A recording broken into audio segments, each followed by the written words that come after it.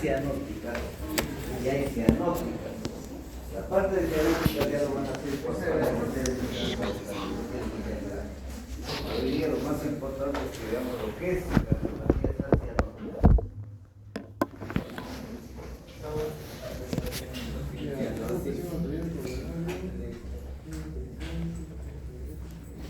Dentro de las cardiopatías congénitas acianóticas tenemos las de cortocircuito izquierda-derecha, ¿no? Se llama así, cortocircuito izquierda-derecha, porque va la circulación desde la izquierda, que tiene más fuerza por el impulso del ventrículo, o de las aurículas izquierdas hacia el lado derecho. Tenemos dentro de ellas la comunicación interauricular, la comunicación interventricular y la persistencia del conducto arterioso. Este conducto arterioso, acuérdense que persiste durante la gestación. En el no nacido, este es su modo de hacer su circulación pulmonar, pero al nacer debe cerrarse, al primer grito debe cerrarse. Cuando no se cierra, decimos que es persistencia del ductus arterioso o persistencia del conducto arterioso, ¿no? Este es más o menos una circulación normal, un esquema que lo van a encontrar en todos los libros, ¿no? Cómo está la circulación pulmonar y cómo está la circulación aórtico-sistémica, ¿no? ¿Qué son las cardiopatías congénitas? Así como su nombre lo dice, son las que vienen de nacimiento. Son lesiones que se presentan a veces en una de las 4 cámaras.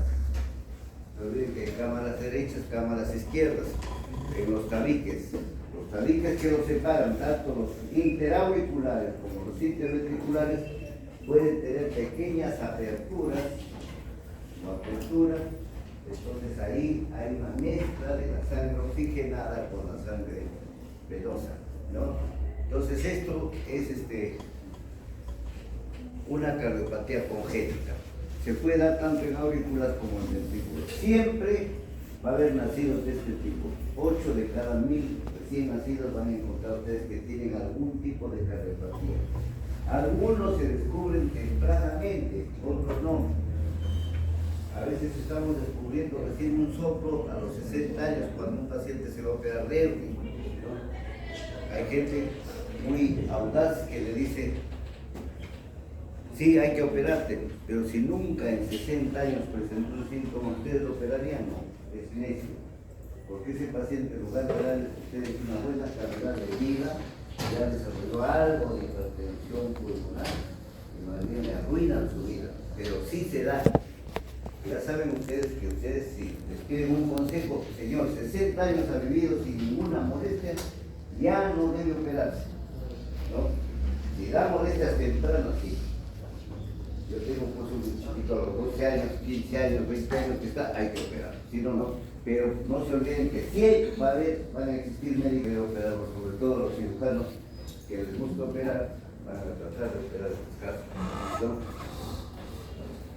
Estas cardiopatías, ahora que a ustedes, antes, cuando muchos nacieron, todavía nacieron en provincias, solo los que tenían protesta o la pantera, algunos provincias todavía hay panteras.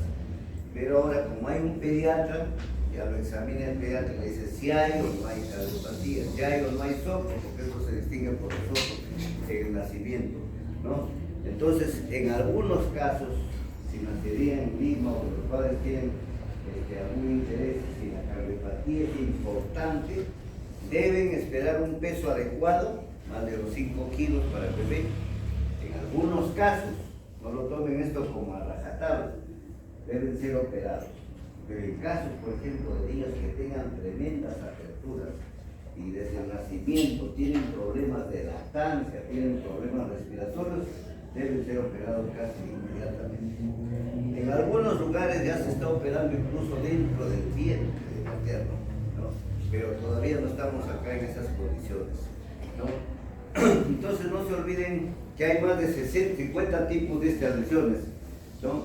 Que pueden presentarse a veces, no solo una, pueden presentarse estas cardiopatías 2 en un niño o 3, no se extrañen, es importante eso. Esto se presenta en la etapa de formación del neonato a partir de la 6ª semana, ¿no? Algunos casos, ¿no? Se puede manifestarse su aparición después que nace, a los días, a las semanas, incluso meses o años después del nacimiento, ¿no? Como les decía, por ejemplo, algunos casos los descubrimos tardíamente, pero tardíamente ya no requiere operación, a no ser que tenga una complicación, ¿no?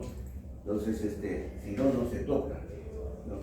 Yo he tenido casos que lo han tocado, les decían, no te operes, sería 60 años para no operar, su vida después fue peor que la que tenía antes, ¿no? Solo porque le descubrió un soplo y la hija le decía, opérate, opérate. Si el médico te dice, opérate, opérate, no es así. Entonces tienen que ser cautos en eso, ¿no? Se desconoce la causa verdadera de estas anomalías. A veces, se echa, según algunos estudios, se dice que puede deberse estas cardiopatías congénitas de repente porque tienen padres de menos de 18 años, mayor de 35 años, pero no hay estudios científicos, ¿no? Hay estudios muy tergiversados, así como a ustedes algunas veces leen en la red que la leche materna es mala, entonces todos estaríamos muertos, que la leche de vaca produce cáncer. Cada loco hay que escribir en internet, hay que tener mucho cuidado. Entonces, la red se puede escribir de todo, ¿no? Lo que es cierto sí que en niños que tienen alteraciones cromosómicas sí se presentan. En la mayoría de niños que tienen síndrome de Down, ustedes ya saben que es una alteración genética, van a tener más C y B que C. Ven ustedes un niño con síndrome de Down, de hecho le ponen el estetoscopio un tremendo susto, ¿no? Va a tener una cardiopatía de ese tipo de trastorno del tabique, ¿no? Hay otros factores como la diabetes, ¿no? No se olviden que la diabetes produce en las gestantes desde un feto cromosómicamente grande, ¿no? Un diabético cuando nace, cuando da luz a una diabética, sus bebés no son de 3 kilos, 2 kilos 800, sino de 4 kilos y medio, a veces nacen caminando, mentira, no es así, pero nacen grandes, son fetos grandes, ¿no? Esto sí, el alcoholismo, si alguien se dedica al alcoholismo, ¿qué problemas va a tener? Pues vasoconstricción del varón, ¿no? Entonces ese niño de repente nace pues con un problema de un PSA, si es en la altura o en la misma capital pueden hacer un PSA u otras alteraciones, ¿no?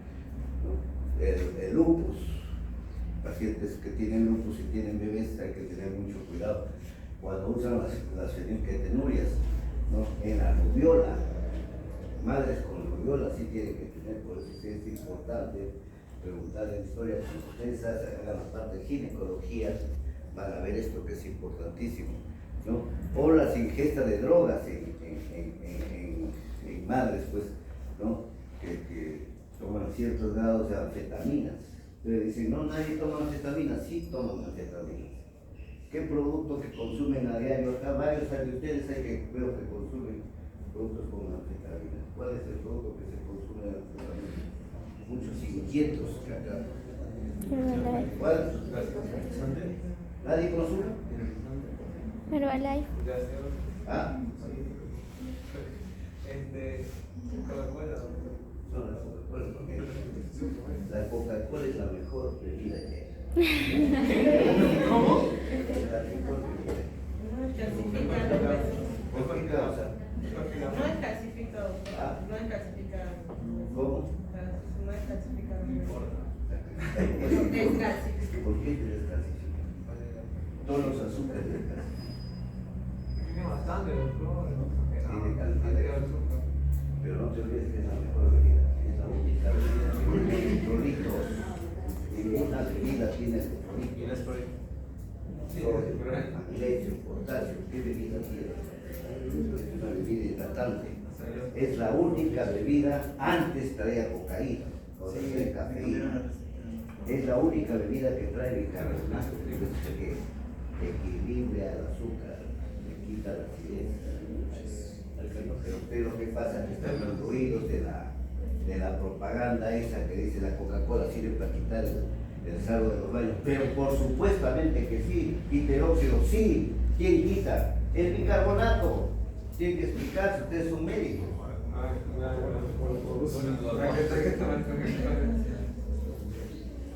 Y decíamos, ¿qué bebida tiene anfetamina? Herbalife. Herbalife. ¿Ah? Energizantes tiene. Por eso es que uno de sus compañeros de ustedes y dijo para hacer las pruebas de los exámenes anteriores. Tiene ¿saben qué tiene? Anfetamina, el Herbalife, y el otro el Omnilife. Son bebidas tóxicas, tienen mucha cantidad de anfetamina y algunos de ustedes de sus familiares toman. Eso no se debe tomar. ¿Qué produce? Carcinomatosis hepática. ¿Qué hace la anfetamina? La anfetamina yo me tomo ahorita y me pongo a saltar como loco, ¿no? Porque acelera el sistema nervioso, pero sin embargo les quita también el apetito, por eso que lo venden para bajar el apetito. Y algunos dicen hasta para el reumatismo que hace. Claro, pues si me duele algo y me pongo a caminar como loco porque es un energizante, ya me quito pues hasta la cojera me quito. Pero no es porque me cure, ¿no? Ya saben ustedes, ya, entonces es importante que sepan, porque ustedes les van a preguntar. Ustedes de repente recetan, ay, ¿verdad? Qué bonito, sí, tómalo, un poco de leche de soya con anfetamina, qué gracioso. Si no les habla la Coca-Cola, no sirve la Coca-Cola, a limpieza, ¿no? Entonces, cosas que tienen que conocer ustedes. Este tipo de factores es importante, la ingesta de drogas, hidratoína, la timetadiona, el litio, por ejemplo, que el litio es un buen producto para los esquizofrénicos, pero sin embargo, en una mujer esquizofrénica hay que evitar que haga gestaciones, ¿no? La talidomida, ustedes saben, la talidomida se produjo un corte de la producción de talidomida en Estados Unidos porque nacían muchos niños incluso sin dedos. Entonces tuvo problemas esto, ¿no? Entonces el factor herencia se cree que es poco importante en cardiopatías congénitas, más son factores agregados, ¿no? ¿Qué es la CIB? Es un agujero, ¿no? Una lesión que hay en el tabique interventricular izquierdo que permite la sangre desde el ventrículo izquierdo al ventrículo derecho, de mayor presión a menor presión, ¿no? Entonces se va a decir que acá hay un cortocircuito de izquierda a derecha, que es lo que estamos hablando. Entonces, ¿qué hace? Aumenta el flujo pulmonar, ¿no? Lo que un flujo pulmonar está normal se va a incrementar porque hay un incremento de sangre acá que es parcialmente oxigenado. Este defecto puede ser único o múltiple, decía. Puede estar acompañado de CIA, puede estar acompañado aparte de valvulopatías, ¿no? O presentarse aisladamente, ¿no? ¿De cuántas partes consta un tabique interventricular? De cuatro partes. El tabique membranoso, el tabique de entrada, el tabique trabeculado, el tabique de salida intraventricular. En cualquiera de estos tabiques se puede presentar la lesión, acuérdense, ¿no? Cercano a las válvulas auriculoventriculares es la entrada. El trabeculado en la zona central, en la zona apical, ¿no? El de salida infundibular cercano a las válvulas sigmoideas, ¿no?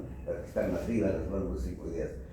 ¿Cuáles son los defectos más frecuentes del tabique membranoso, ¿no? Que es el más frecuente, entonces reciben el nombre de CID perimembranoso, ¿no? por la cercanía y por la lesión.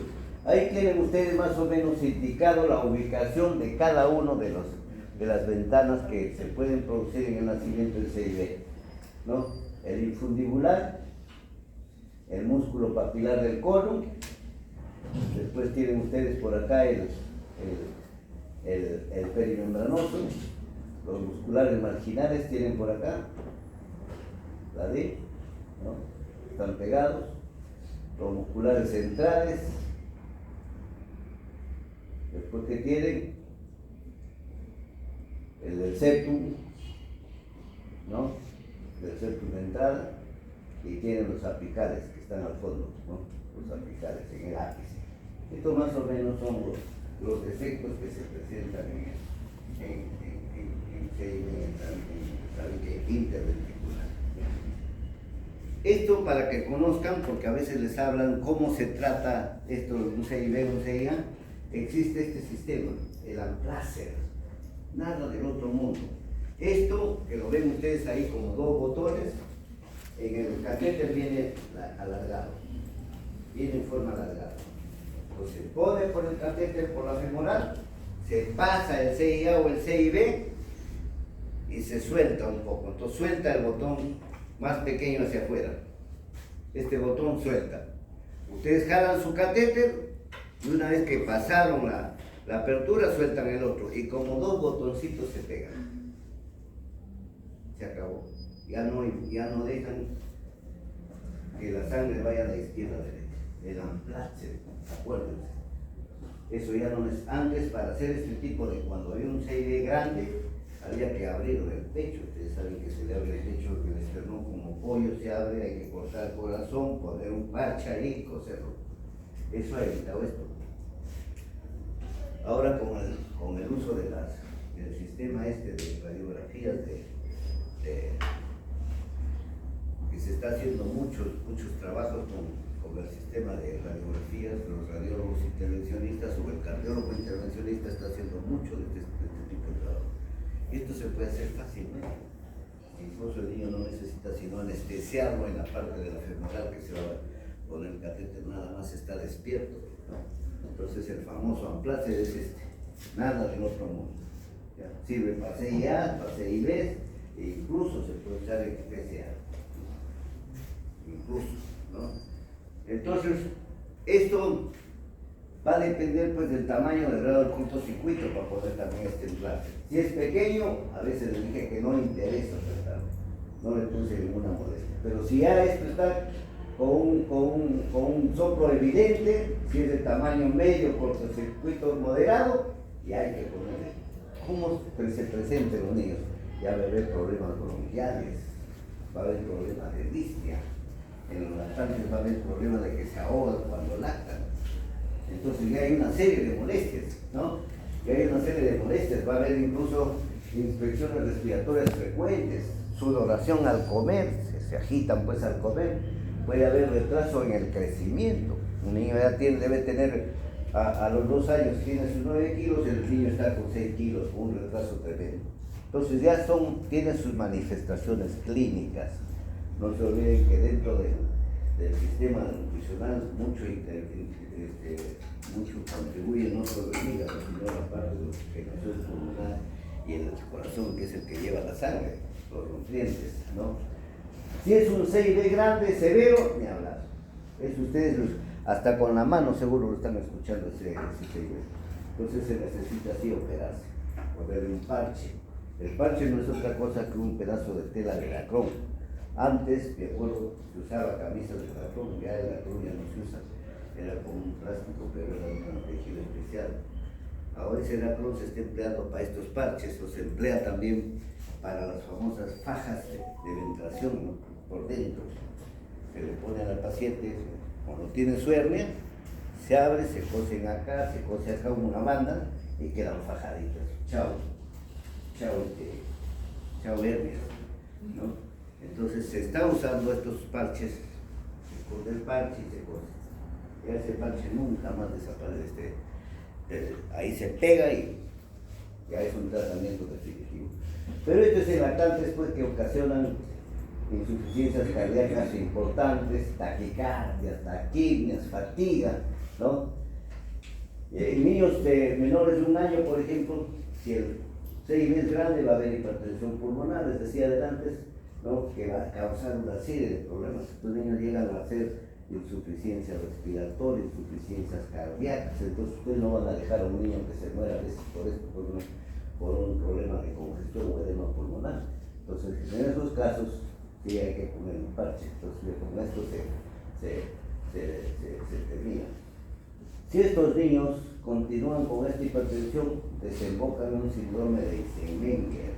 El síndrome de Eisenmenger es cuando ya hay hipertensión pulmonar muy grande, muy grande. Ustedes por ahí creo que tienen un paciente en el hospital que tiene, por ejemplo, una insuficiencia que suspira, tenía su problema órbico, ya desarrolló insuficiencia ventricular derecha. El paciente cianótico ya no se puede. Cuando tiene hipertensión pulmonar un paciente ya no se opera. ya chocó la barrera. Si ustedes lo meten, o el cirujano lo mete a sala, opera bonito, lo corrige, el momento de querer entrar en salir de bomba, ese paciente hace una serie de arritmias y no sale de casa. Si sale, se queda muchas veces en cuidados intensivos. Entonces el síndrome de Ising-Menger es un síndrome donde ya se ve que hay hipertensión pulmonar severa, y estos pacientes de cualquier tipo, sean niños o sean grandes, por otras patologías ya no se operan. Tengan en cuenta esto.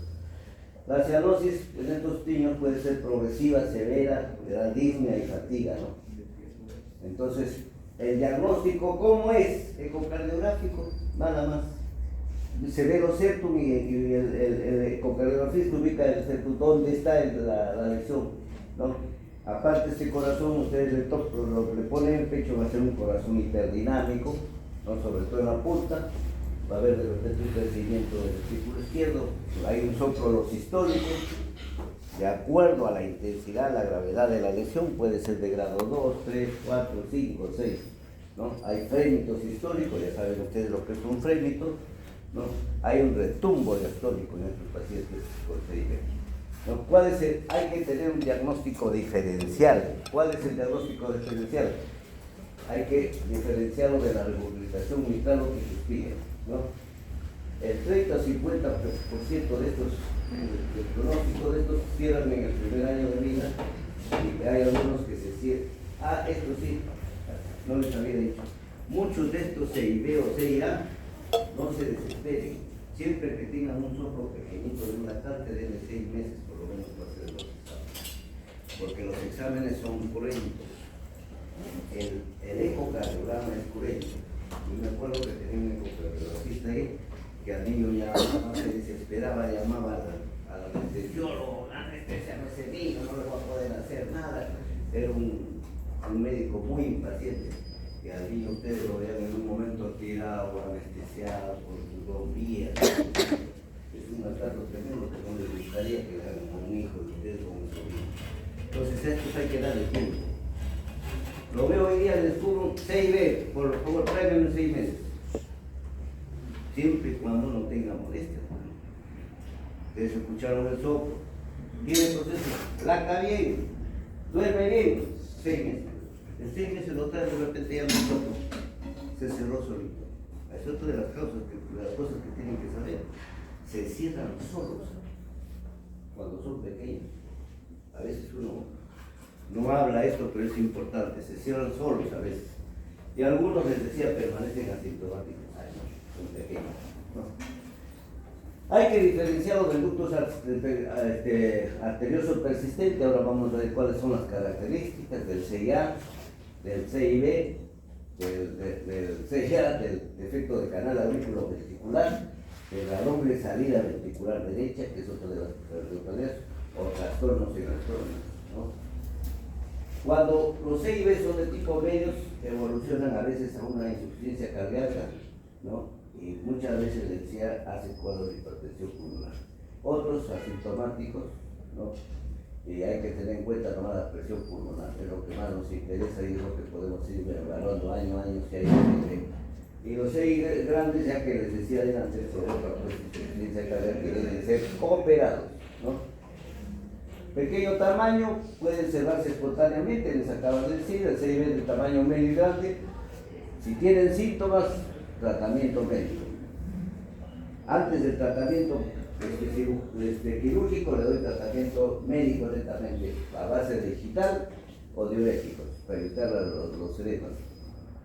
Y digital para mejorar la contracción, ¿no? Y en aquellos que no se puede hacer el cierre, ¿no? Y siendo de tamaño grande, ¿no? Se hace la operación esta que les he dicho. O si no, se lleva a la cirugía para que le pongan su parche, ¿no? Hay que hacer un buen estudio también porque muchas veces puede estar engañando y haber cabalgamiento de algún gran vaso y nosotros lo confundimos con CIB antes de que se haga la operación quirúrgica, ¿no? La técnica ya les dije que cierres el parche, ¿no? O una sutura, pero es traumático abrir el pecho de un niño de estos, ¿no? Acá ven ustedes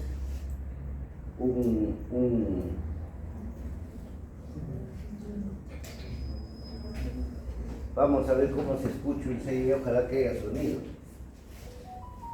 Si hay sonido, estamos bien.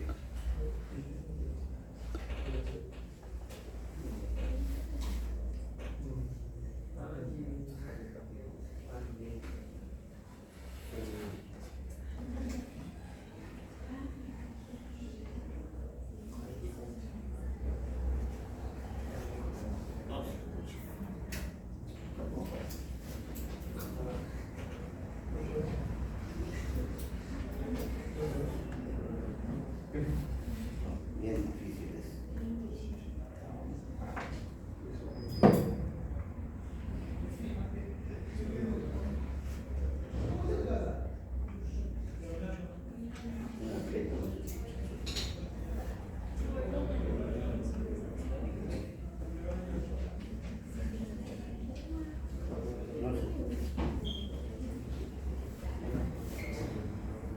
Ahí está sonando.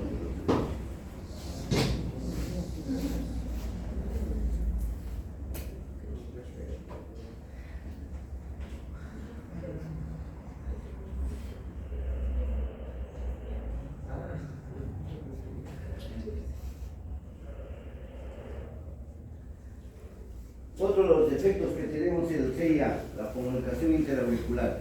Igual es una lesión o un agujero que permanece en las aurículas, ¿no? Igualito, para que la sangre oxigenada a la aurícula izquierda, de la aurícula izquierda a la aurícula derecha, ¿no? Entonces hace lo mismo, un cortocircuito por aumento de flujo pulmonar, ¿no? Es igual que el otro. En esto hay dos tipos importantes, los más importantes dentro del CIA, el ostium secundum y el ostium primum, ¿no? Hay un tipo también que es el tipo del seno venoso, pero estos son los más importantes. El ostium secundum, que está situado, en la parte central del tabique interauricular. El 50-70% de estas comunicaciones se presentan, ¿no?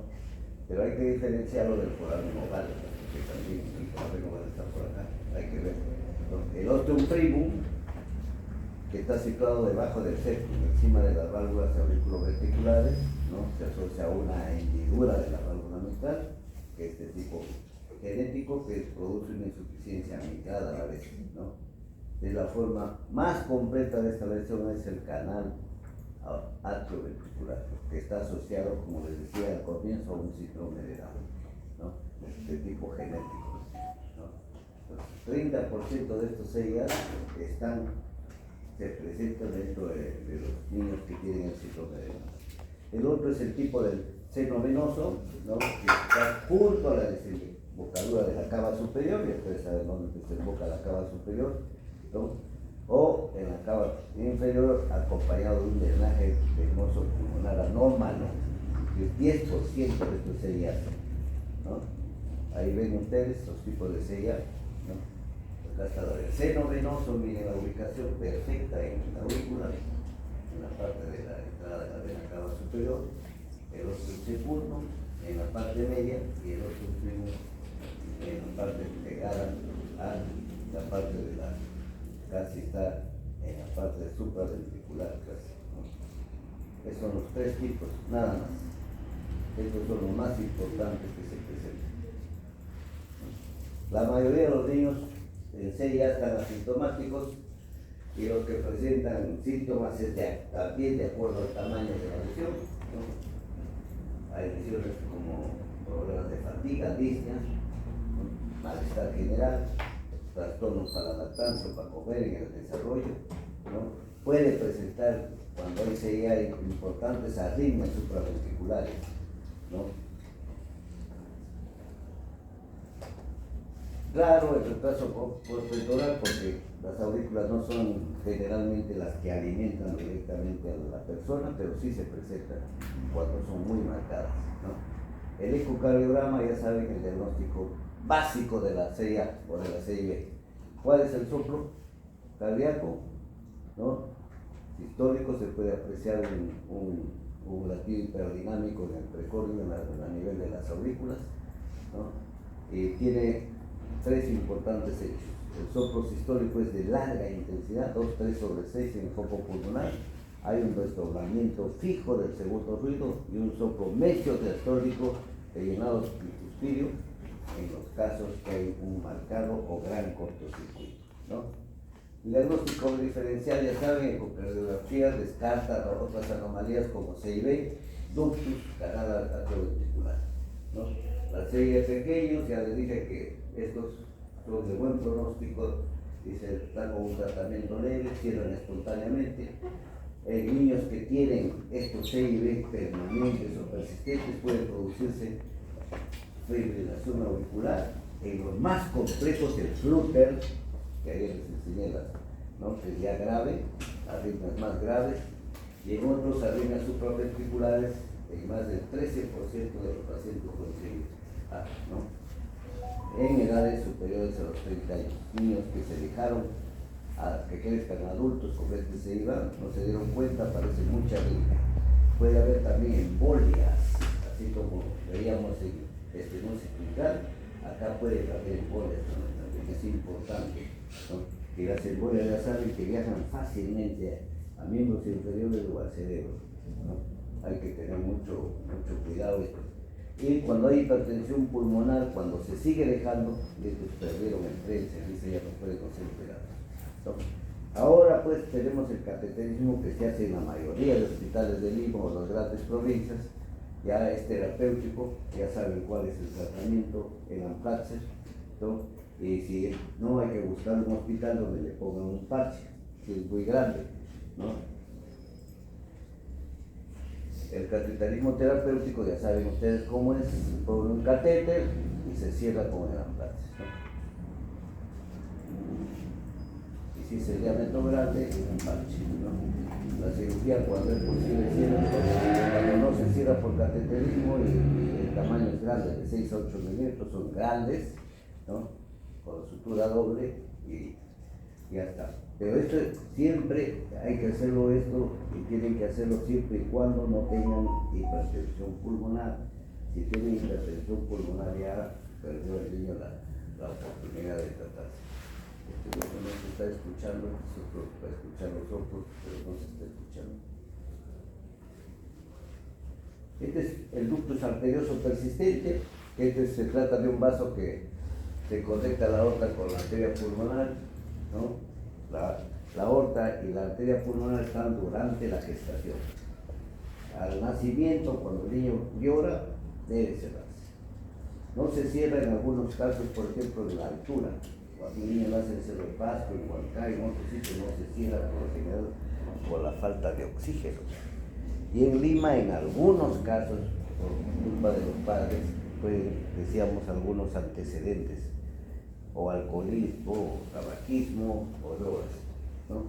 Entonces ya esto no se cierra y esto permanece abierto, puede ser durante meses o durante toda la vida, ¿no? Si el ductus es pequeño no se cierra, pero si el ductus produce problemas hay que operar, porque no se olviden que esa pase de sangre de la aorta a la pulmonar no debe existir, ¿no? No debe existir, porque puede producir igual una hipertensión pulmonar y el niño, el joven, el adulto empieza a hacer muchos problemas, empieza a hacer tibias como cualquier valvulopatía, ¿no? Esto ya les decía que la etiología es en el primer trimestre de gestación en madres que tienen rubiola. Puede haber factores familiares, genéticos, factores geográficos, ¿no? La altura, ¿no? Por la menor presión de oxígeno, entonces no cierra esto. Otras cosas de tipo idiopático, cuando en medicina no podemos explicarnos algo, decimos es idiopático, ¿no? ¿Cuál es la clínica? Ductus pequeños, ya dije, asintomáticos, el ductus de los prematuros de bajo peso, ¿no? Presentan a veces al nacimiento el famoso distrés respiratorio. Ustedes cuando hagan pediatría ya van a ver esto. El distrés respiratorio del recién nacido puede deberse a un ductus. Están que dan vueltas y piensan que es por oxigenación, porque tomó el agua de la placenta, etcétera, etcétera, y no se trata sino de la presencia de un ductus. Ustedes escuchan bien y es un ductus. Se ha dado un montón de casos. Y los niños que nacen con un ductus bastante prominente, los ductos gruesos, cortos y gruesos. Estos ductos mucho producen insuficiencia congestiva, ¿no? Operar este ducto no es nada no es nada fácil tampoco cuando es adulto. El niño sí es fácil, ¿no? Porque el niño cuando presenta insuficiencia cardíaca congestiva, infecciones frecuentes del aparato respiratorio, taquicardias, irritabilidad, fatiga, estos niños que tienen retraso ponderal, debe ponerse el Amplatzer. Y si ya no se puede poner el Amplatzer cuando crece, por ejemplo, una persona de 40 años, ese ductus, esa venita que está ahí, se reseca, es peligrosísimo operar. A más de un cirujano que quiso dársela de amarra, que es amarrar la vena arriba, abajo y cortar en medio. Amarraban arriba, abajo y cortaban y se rompían, que estaba por la presión que estaba al costado de la aorta, y los mandaba en una desesperación que tenían que, o moría el paciente, o el que era hábil calampaba aorta y metía en circulación extracorpórea en minutos para poder salvarle la vida. No es nada fácil, por más que es una pequeña venita que está uniendo, ¿no? Entonces, se llama pues cuando ustedes escuchan el gran simulador, porque el soplo es un soplo de maquinaria. Como ustedes estarían pasando por la avenida industrial, como si una máquina estaría funcionando, ¿no? El gran simulador, ¿no? Entonces, a veces esto, cuando no es muy pronunciado el soplo, los puede llevar a diagnósticos equivocados, ¿no? Entonces, estos niños pueden permanecer cuando son niñitos taquicárdicos, taquimecos, el pulso puede simular una patología aórtica, puede ser serio o calzón, ya ustedes han escuchado eso, ¿no? Las presiones sistólicas son altas, entonces nos confunden a veces con una patología aórtica, ¿no? Siendo la presión diferencial alta, ¿no? ¿Y por qué? El volumen latido es alto, provocando un pico sistólico elevado, ¿no?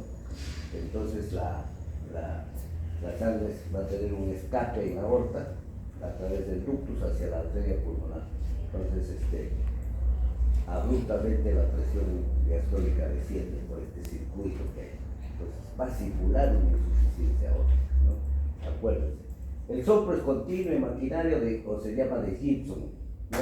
En el foco pulmonar, ustedes van a escuchar, es un soplo como si estaría una máquina funcionando, es un soplo continuo, ¿no? Se llama el soplo en maquinaria, ¿no? ¿Cuál es el tratamiento?